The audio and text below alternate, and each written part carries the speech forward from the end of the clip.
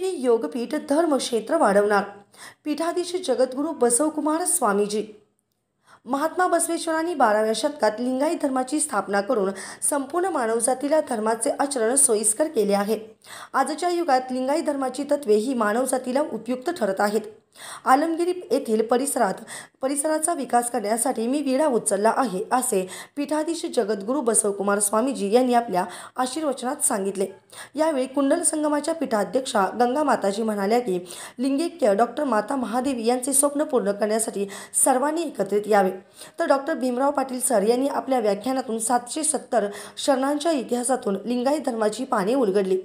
Malgi sir यांनी षटस्थलद्वारे लिंगायत तत्व आचरणात कसे आणावे हे बिंबवले। सरिता पटणशेट्टी यांनी लिंगायत धर्मातील स्त्रियांची स्वातंत्र्याची भूमिका साकारली। यावेळी मनोज कुमार रणदिवे सर यांनी विवाह काल आणि उद्या याबाबत समाजासमोरील अडचणी व्यक्त केल्या।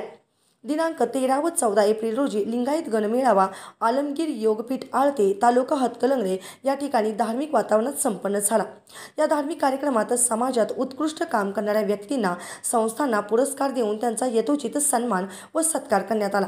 कार्यक्रमात प्रभुलिंग स्वामी, अन्मिषानंद स्वामी, ज्ञानेश्वरी माताजी, दानेश्वरी माताजी, शालिनीताई दोडमणी, नंदाताई यलाज तसेच सरोजनी उर्णे, सुशीला दरिबे यांची प्रमुख उपस्थिती होती।